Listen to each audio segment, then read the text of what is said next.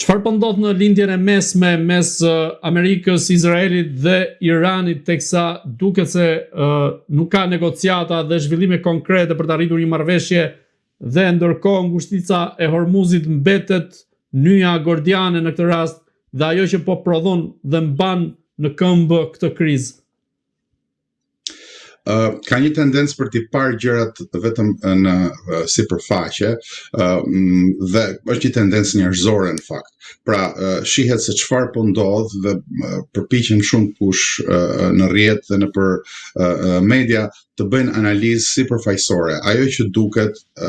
si e ndikon realitetin. Mirë, po ka shumë gjëra që janë të padukshme dhe ka shumë gjëra që duhen analizuar me shumë kujdes në situatën e lindjen e mesme, sepse ka disa plane të ndryshme të analizës. Nga pikpamja e madhe gjeostrategjike, raporteve midis shteteve të mëdha,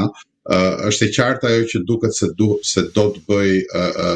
presidenca Trump, që është që të izoloj Iranin me anë të marrëveshjeve dypalëshe si me Kinën ashtu edhe me Rusin, duke lëshuar në pika ku Kina dhe Rusia kanë interesa jetike për të përfituar mundësinë që të mos ketë mbështetje për Iranin. Ky është një lloj vështrimi i situatës, por ka disa plane të tjera, sepse Irani nuk është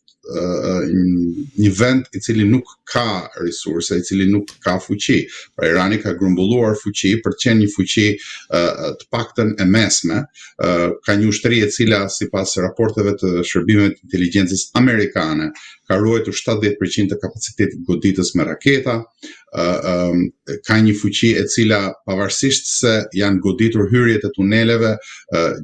tunelet nëntoksore vazhdojnë të ekzistojnë dhe mbi 75% të hyrjeve janë rihapur deri më tani, pavarësisht shkatërrimit masiv të infrastrukturës dhe të ushtrisë dhe marinës, qeveria iraniane mbetet në kontroll, nuk ka humbur kontrollin e situatës dhe ka dhe ajo zërin e vet në këtë konflikt. Pra, në këtë plan nuk shërben shumë një marrëveshje me Kinën apo me shtetet e tjera përreth, për sa kohë që Irani ka interesat e veta të cilat po i ruan dhe po përpiqet t'i çojë përpara. Në një plan të tretë është dinamika rajonale, ku hyn Izraeli, hyn shtetet e Gjirit Persik, hyn Arabia Saudite, të cilat hyn Turqia dhe ndonjë shtet tjetër përreth. Janë dinamika të cilat janë shumë palëshe. Turqia ka një aleancë për shembull me Katarin, Izraeli ka një aleancë me Emiratet e Bashkuara Arabe, e ka Jordanin praktikisht si një koloni të vetën, e të tjera ka një marrëdhënie të kuptimit të ndërsjellë midis Egjiptit dhe Izraelit. Pra, ka Arabia Saudite ndërkohë po përpiqet që ta kthejë lindjen e mesme në një vend ku bëhet biznes, ashtu siç vendet e Gjirit. Pra, ka disa përpjekje të cilat shkojnë nga shumë anë të ndryshme. Kemi Kuvajtin, kemi Omanin, që është një vend me shumicë shiite, që është sulmuar, po jo aq shumë sa të tjerët, ndoshta ka afërsi më të madhe me Iranin, kështu që këto aleanca të ndërsjella luajnë rolin e vet. Ajo që duket qartë në pamje të gjerë është që Irani ka një strategji të qartë, e cila bazohet pikërisht tek objektivat që kanë Shtetet e Bashkuara të Amerikës dhe Izraeli dhe shtetet e tjera për rajonin. Ata e shohin rajonin si një vend për të bërë biznes dhe mënyra për të kundërvënë kësaj strategjie është që të prishet vendi ku bëhet biznes. Pra të prishen këto premisa, duke u prishur premisat e bërjes biznes, duke u sulmuar energjia e vendeve të Gjirit, duke u sulmuar resurset e naftës, duke u sulmuar resurset e Shtetet Bashkuara dhe Izraelit në vendet e Gjirit, prishet strategjia dhe bëhet e pamundur arritja e objektivave të kundërshtarit. Irani ka dhe një avantazh tjetër, që nuk ka nevojë të fitojë. Irani ka humbur luftën ushtarakisht, nuk ka nevojë të fitojë, por ka nevojë vetëm të mbijetojë. Dhe mbijetesa është fitoria e Iranit, sepse i ul prestigjin një fuqie të madhe siç janë Shtetet e Bashkuara të Amerikës dhe lejon gjithkënd tjetër që sheh, sepse duhet kuptuar që njëra nga pjesët e fuqisë të një fuqie të madhe nuk është thjesht aftësia për të bërë diçka, aftësia për të ndërhyrë, por është edhe frika që kanë aktorët rajonal nga ndërhyrja e Shtetit të Madh. Në qoftë se frika zvoglohet edhe sasia e fuqisë së një aktori të madh. Gjithsesi ky është ende një teatër në vlim e sipër. Asgjë nuk është vendosur, asgjë nuk ka mbaruar, asgjë nuk ka përfunduar dhe unë do të thoja që as vizita e presidentit Trump në Kinë nuk duhet marrë si shablon. Le të mos harrojmë që shumë pak para luftës së dytë botërore pati një marrëveshje shumë të madhe, shumë të pompuar midis von Ribbentropit dhe Molotovit, ku Gjermania dhe Bashkimi Sovjetik zotoheshin që kurrë mos sulmonin njëri tjetrin. Shumë pak kohë më mbrapa çështjet rrodhën krejt ndryshe. Pra, le të mos i shohim gjërat thjesht në aspektin sipërfaqësor, po të përpiqemi që të shohim një analizë më të thellë. Në këtë rast, duke mbetur mes Amerikës dhe Iranit, vetë presidenti amerikan Donald Trump ka deklaruar se Irani do të ketë kohë mjaft të këqija nëse nuk arrihet një marrëveshje. Në këtë rast, me këtë lloj deklarate, si mendoni, do të kemi një rikthim të luftimet dhe një përballje siç e pam ato të fundit, apo këto janë retorika politike që përdoren në kuadrin e arritjes së një marrëveshje ose kërcënimeve të ndryshme, po themi përmes propagandës politike. Shikoni, lufta nuk ka përfunduar kurrë, ka një armë pushim i cili nuk është tamam armë pushim, është një armë pushim që palët ja kanë vendosur njëra tjetrës, por lufta nuk ka përfunduar, sepse përballja me ngushticën e Hormuzit, ku njëra palë ka bllokuar tjetrën dhe pastaj tjetra riblokoi naftën e palës tjetër, është pjesë e përplasjes, është pjesë e luftës. Sipas Van Clausewitzit,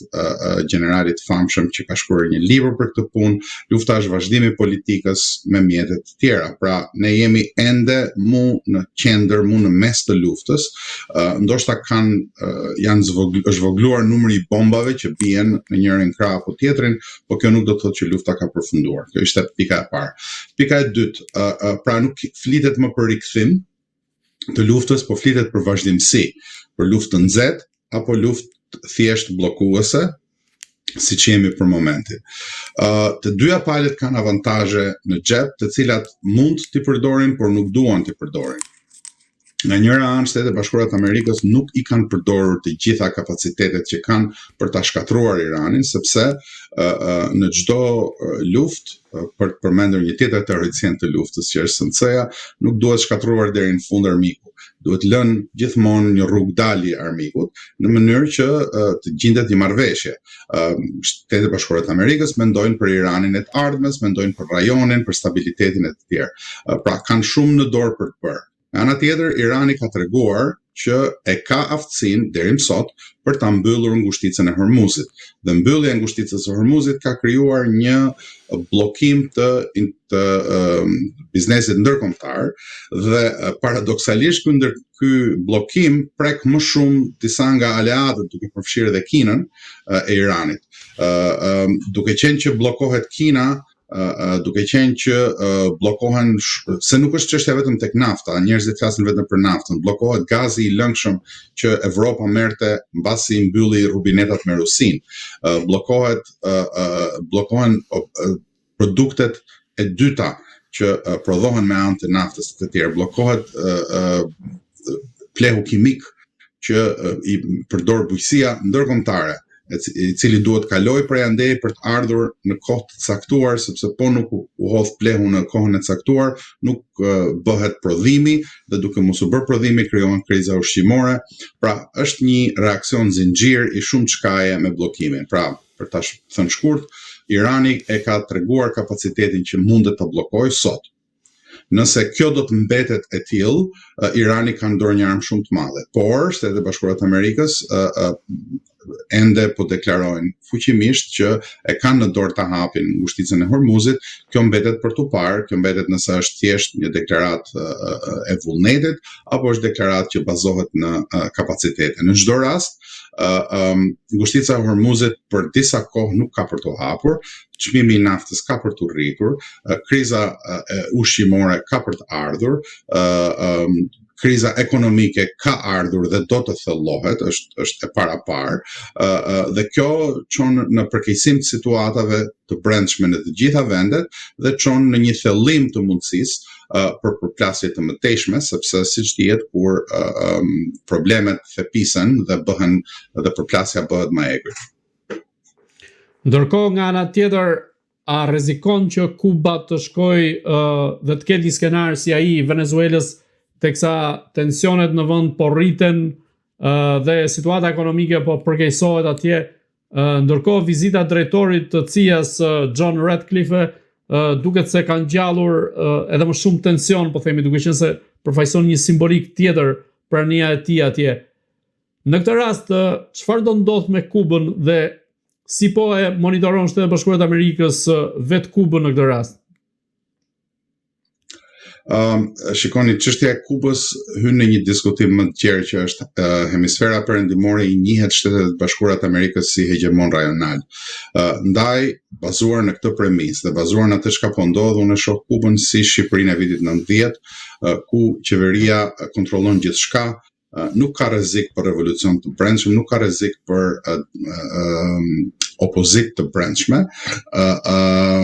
E vetmja opozitë që mund të dalë nëse autoritetet kubane lejojnë është një opozitë si ajo shqiptarja, që ishte e brendshme, doli nga kuadrot e vetë partisë, të cilat pastaj u bën më antikomunistë se sa komunistët, dhe është do të jetë pra një kalim i butë ose i fortë në bazë të asaj që do të vendosi elita kubane. Unë mendoj që çështja e Kubës është një çështje që nuk ka zgjidhje tjetër përpos një zgjidhje që i pëlqen Shtetet Bashkuara të Amerikës, dhe tani më po negociohet vetëm çmimi. Vizita e fundit, unë nuk kam informacione të brendshme sigurisht, sepse këto janë informacione që i dinë shërbimet e inteligjencës, po bazuar në çka shihet, bazuar në burimet hapura, vizita dhe sidomos vizita e drejtorit Ratcliffe tregon që ka një proces oferte dhe këmbim opinionesh mbi këtë ofertë, mbi çfarë ju ofrohet Paris komuniste kubane, që ajo të lëshoj pushtetin apo të lejoj transformimin e butë, apo të lejoj që një revolte kontrolluar të bëjë ndryshimin demokratik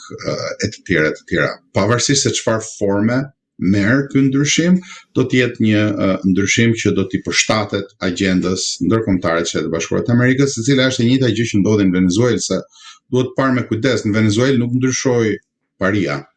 Në Venezuelë u hoq ai që konsiderohej si pengesa dhe u hoq në mënyrë ceremoniale dhe u hoq duke i treguar Venezuelës që të gjitha mjetet e mbrojtjes që keni marrë në lindje nuk do të funksionojnë, dhe nuk do t'ju vi kush në mbrojtje, nuk do të dalë kush që të ngrejë zërin në favorin tuaj, dhe pjesa tjetër e Paris u adaptuan dhe tani flitet për përfshirjen e Venezuelës si një shteti i 51 i Shtetet Bashkuara të Amerikës, pavarësisht se ata kanë mohuar një gjë të tillë se duan të ruajnë